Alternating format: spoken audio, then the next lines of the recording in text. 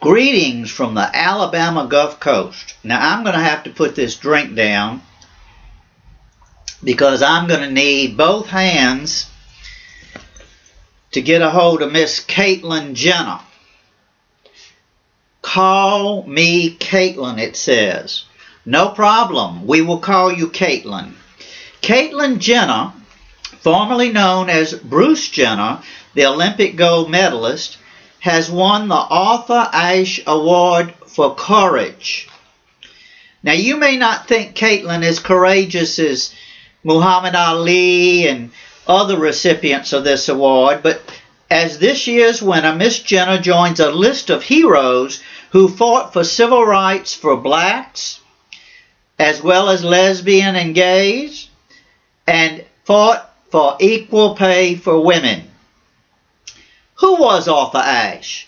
And why name an award after him? An award for courage.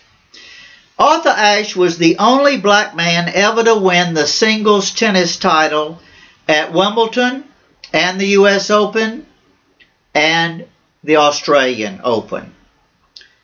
In 1979, Ashe contracted HIV from a blood transfusion he received during a heart bypass surgery at the age of only 36. He announced his illness, and he worked to educate the public that AIDS is not the, quote, gay disease, that straight people, including a celibate Catholic nun, contracted AIDS from blood transfusions before we started testing blood for HIV contamination. And Muhammad Ali?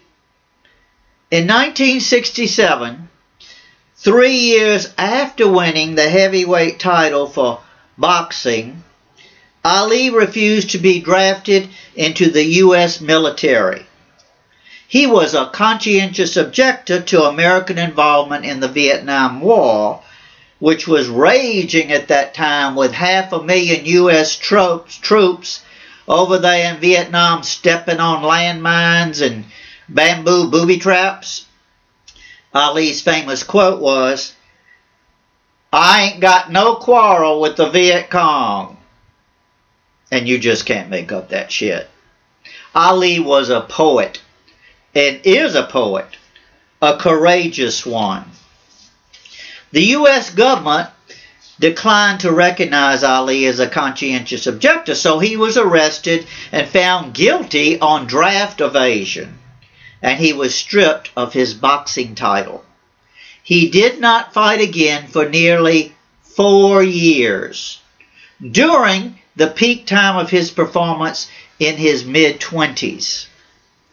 His appeal worked its way to the U.S. Supreme Court, where his conviction was overturned because the Supreme Court found Ali to be a genuine conscientious objector. Besides Muhammad Ali, other winners of this award for courage include Billie Jean King and Nelson Mandela. If Billie Jean received this award for one specific reason, it would be her fight on the professional tennis circuit for equal pay for women, equal prize money. Billie Jean won the U.S. Open in 1972, but she received prize money of only $10,000 compared to the men's champion, who received $25,000, double what the woman received. Billie Jean declared she would not play the next year if the prize money were not equal. The next year, the U.S. Open became the first major tournament to offer equal prize money for men and women.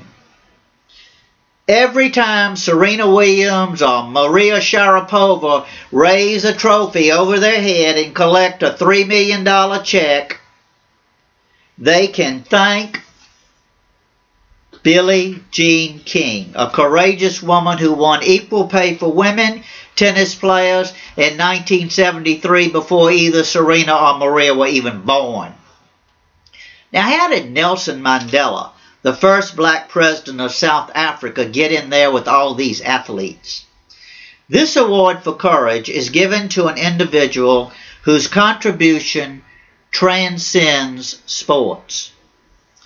President Mandela made a major step in the reconciliation of white and black South Africans by stepping onto a rugby playing field to present the championship trophy to the white captain of the winning all-white rugby club. He also helped reconcile blacks and whites in the world of soccer. And Miss Jenner, let us hope that her journey from Bruce to Caitlyn will inspire transgender folks who are not rich and famous somehow. After all, the suicide rate for transgenders is 4 times that of the general population. 1 in 5 transgenders has been homeless at some point in her life. The unemployment rate for transgenders is 4 times that of the general population. 14% unemployment for transgenders, 7% for us. Can Caitlyn Jenner find jobs for transgenders? Can she find housing? All right, Caitlyn, you won your award for courage. Now get out there and earn it.